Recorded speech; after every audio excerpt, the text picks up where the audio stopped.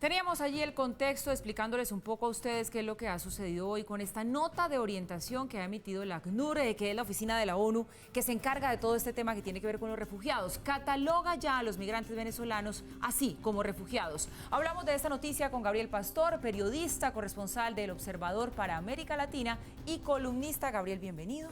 Muchas gracias. Mire, muchas preguntas tengo para hacerle al respecto y quiero empezar por una que creo que muchas de las personas que seguimos desde afuera todo lo que pasa en Venezuela nos veníamos haciendo desde hace mucho tiempo, y es ¿por qué no se había pronunciado la ONU a través del ACNUR al respecto y por qué se tardó tanto en dar ese estatus de refugiados?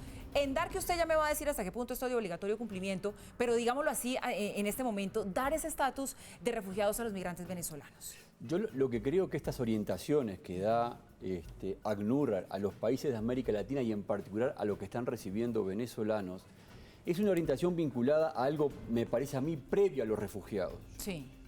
Que tiene que ver con que dice, bueno, hay que empezar a tener respuestas adecuadas.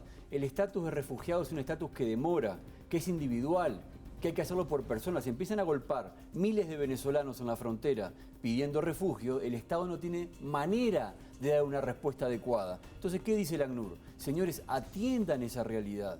No esperen a tener la categoría de refugiados y busquen otras alternativas legales que existen hasta tanto no salga esa autorización, si es que sale, porque el estatuto de refugiados, a veces nos olvidamos, tiene con que ver cuando la persona puede demostrar que es una perseguida política, que es una perseguida por razones religiosas, por razones étnicas, hasta sexuales. Demostrar esto no es una cosa fácil. Para nada fácil. Y mucho más que nos estamos olvidando que esta tercera ola de migrantes, porque estamos en la tercera ya, es la gente mucho más pobre. No es gente que tenga recursos para tener un pasaporte, para tener la visa, como está exigiendo ahora Panamá.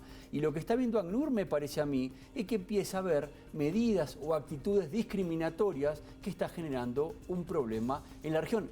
Alguna gente ya está hablando de la Siria de América Latina. Pero entonces, ¿en qué estamos? Que sea una nota de orientación no significa que es de obligatorio cumplimiento y los países tienen potestad en decidir si lo acogen, porque al darles este estatus de refugiados, se supone que no los podrían deportar. Exactamente, pero el asunto es que uno tiene que, esa persona que estoy diciendo hoy, esta tercera ola de inmigrantes que son pobres, que es la gente que está en peores condiciones, no va a demostrar, porque en realidad a mí me parece que estamos hablando no de refugiados, estamos hablando de inmigrantes económicos, gente que no tiene para comer.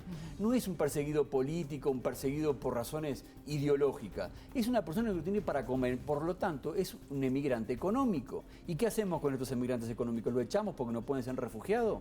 El asunto es que si yo llego a la categoría de refugiado, el país que me recibe a mí está obligado a que yo pueda trabajar, claro, a libertad de movimiento, a que mis hijos puedan estudiar en los establecimientos públicos de ese país, y eso es oneroso, inclusive que me atienda en los servicios públicos de salud.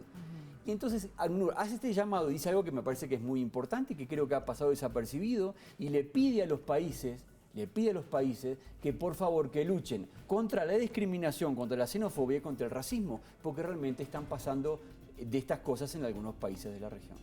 Esta nota de orientación que emite el ACNUR, ¿en qué posición deja el régimen de Maduro? ¿A qué me refiero? ¿Lo consolida un poco más como dictadura ya de frente, o una cosa no tiene que ver con la otra y no tiene incidencia? Yo lo que creo que lo que más es un llamado de alerta a los países que están recibiendo a los venezolanos, no tanto al régimen de Maduro. Yo creo que lo que le está diciendo a los gobiernos es: cuidado, que estamos teniendo pujos xenófobos, racistas, y no estamos atendiendo esta situación con realismo.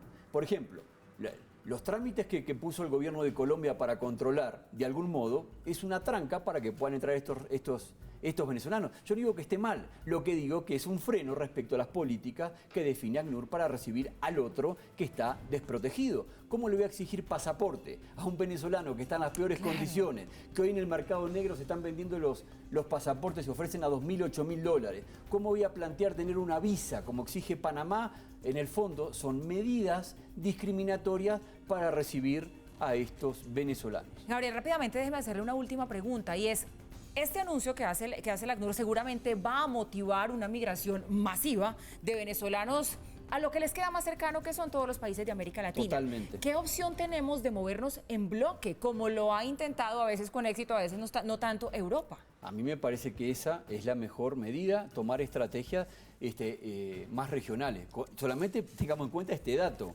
Una encuesta que se conoció la semana pasada advierte que 4 de cada 10 venezolanos piensan emigrar en los próximos 12 meses. Quiere decir que esto va a continuar. Y si no hay política de algún modo que atienda a esta realidad regional, el asunto se va a poner complicado. Digo este dato y con esto estaríamos finalizando. Y es que en una zona de Brasil, en el norte, una ciudad que tiene algo así como 330.000 brasileños, hay 40.000 venezolanos que están inundando los hospitales, claro, que están tratando de conseguir trabajo y vivir a como sea, porque lo que se trata es justamente esto de sobrevivir. Entonces aquí empieza a haber problemas de discriminación, no solamente de la política, hablo de la población en general, de rechazo, porque le pueden sacar un empleo, porque le va a sacar un puesto en la educación, porque pueden tener problemas en los hospitales, y esto es un drama realmente grave que creo que lo vamos a ver claramente, que se va a plantear con la en las elecciones en Colombia. Sin lugar a dudas es uno de los temas centrales del debate político que ya empieza ahora sí de frente en el país. Y movernos como región, ese es el llamado que hay que hacer a los gobiernos de América Latina. Gabriel Pastor, periodista, corresponsal del Observador para América Latina y columnista, nos ha acompañado esta noche. Muchas gracias. Gracias.